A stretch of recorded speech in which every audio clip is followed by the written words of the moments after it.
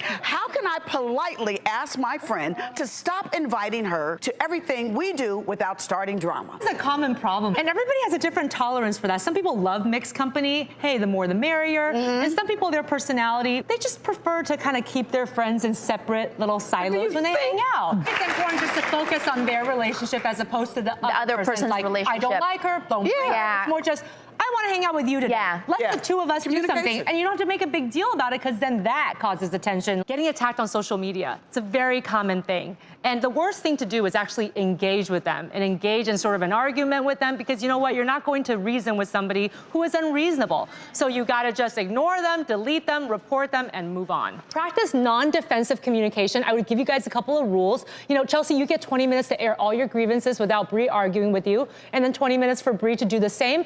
And then you spend your last 20 minutes just thinking about concrete ways to move forward. I'm a big sister.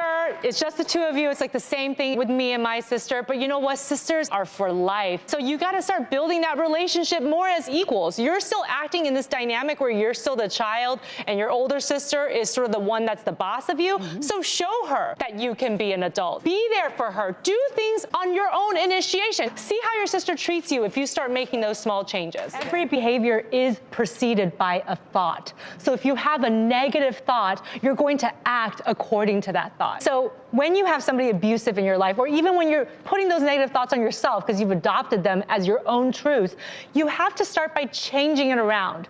And sometimes something simple, just an affirmation, saying out loud, no, that's not me. It's just a thought that I'm having, and it is not the same as I am.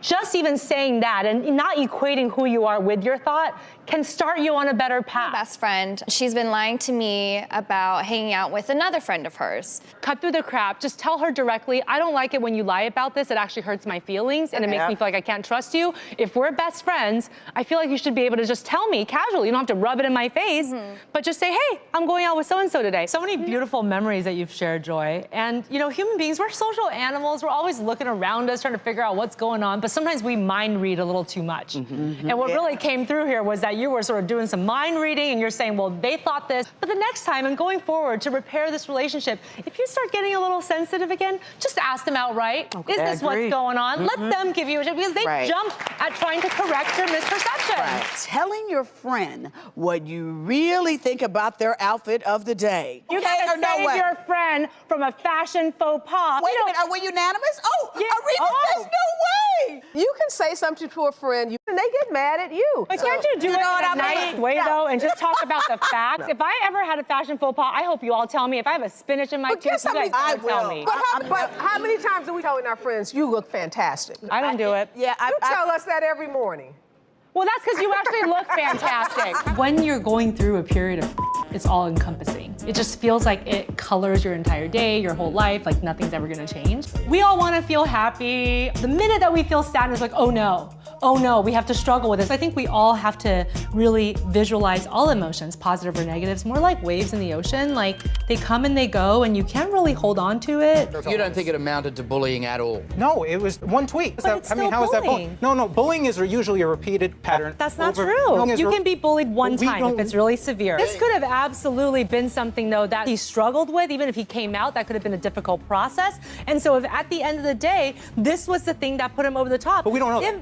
It probably was, though, to be honest with you, because of all of the lead up to it and because of the fact that most teenagers at 18 are just starting to come to terms with their identity, their sexuality, and who knows how long that process was. And he did have an underlying depression. So when somebody has an underlying depression, they are more sensitive to criticism and possible social alienation. A big sign that you're in a toxic relationship is that you feel like you're constantly on a roller coaster. That's fun at an amusement park, but it's not fun in your friendships. Sometimes people are in your life just for a period of time, and they've served their purpose. Sometimes it's time to move on and cut them out. I think one of the biggest things is to really teach your children to develop this concept that we call resilience. There's a lot of stress, things happen, you fall down, you scrape your knee, but you get back up.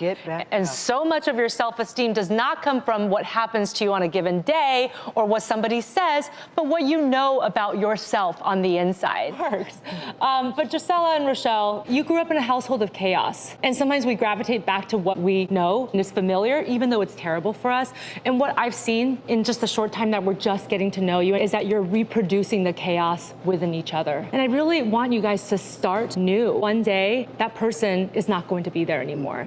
And you're gonna run out of time. And you're gonna wish that you didn't have that last argument or try to rehash that last thing that happened in high school. So that's why I kept trying to refocus you guys to the present, because honestly, that's all we have. So let's start today and make a new beginning for yourselves.